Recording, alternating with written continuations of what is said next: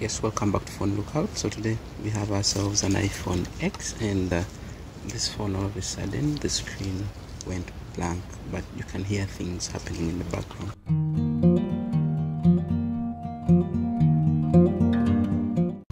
So just to show you that, let me plug in the battery. You should be able to hear the charger plugged in notification or sound. So right now I'm plugging it in. Now if you look carefully, internal to the top glass, you can see that slight crack.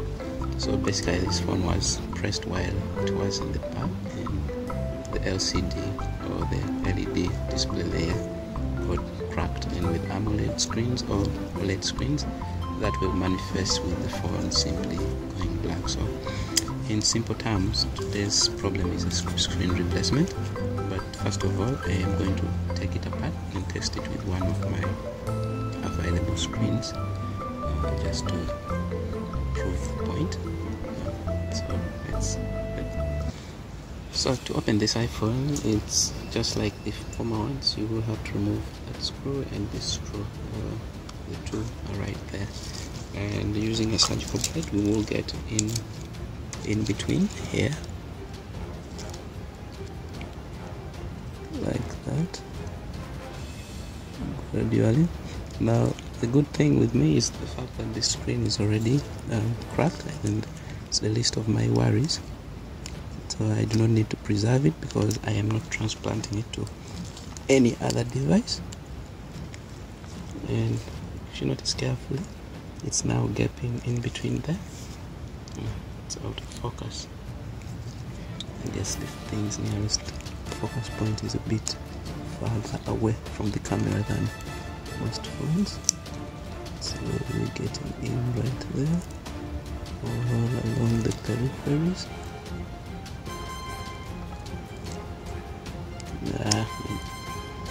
It's getting cocked up and has been cut. Terrible. Get to the other side. Now the iPhone X actually has the fibers that connect to the screen around these areas. So this side, I think this side. So it's showing you had to remove the screen in a manner that you need to preserve it. Do not be quick to separate the two completely. Get in just a little bit. Yeah, and we're getting there. You can see that it is gaping. Okay. And right there. So we will flip it towards the right hand side. Now I'm going to pull it a bit backward and then do that. Now you notice that's where the fibers would connect. So assuming you had to preserve this screen and you were transplanting it to another functioning phone, you would have to be careful with that. So now that we are here, then also notice that as I was prying, there's usually some bit of adhesive here. That means you will have to exert relatively more force than you would require to simply pry the two apart. Now I need to get my other screwdriver, because inside it uses a different type of screwdriver tip. It's sort of like a Mercedes symbol. Yeah, but you're going to start seeing those screws from, I think, the iPhone 7 upwards. And this is a bad habit that iPhone has kept on pushing on to the next model, using screws of different sizes, different lengths, different designs. I think this whole idea is to limit the amount of repair and encourage more new sales or buys from the customers, and I feel it's a bit absurd. I deeply believe that once you have bought your device, you should have the right to do with it as you please, and repair being one of those things you should be allowed to do on your device. But then again, it's iPhone, so they will always get away with anything. What is a bit appalling is the fact that other manufacturers are copying in without really caring about the end user. So right now, usually when you're doing anything on an iPhone, or any phone for that matter, please disconnect the battery. You do not want to short a part to the ground while the battery is connected. You could easily fry a component. So those are some of the things that always guarantee that you always have a result in attempt to repair these phones.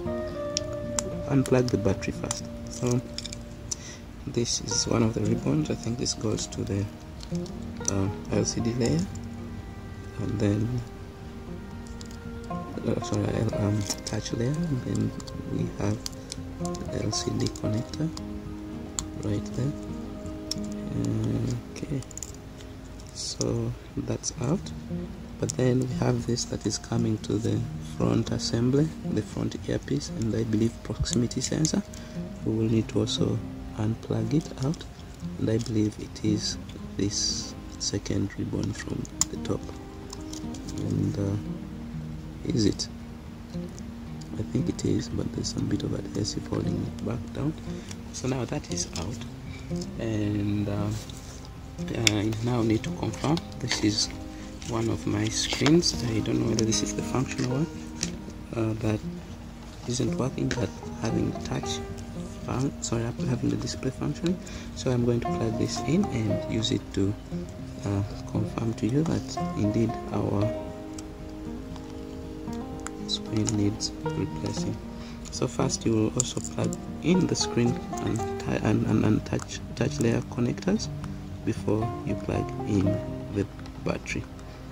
Now with that plugged in, I can now bring in the battery into its socket. So I am not going to power it on, I'm just simply going to use the charger to light it up. So let me plug in the charger. So that charger plugged in,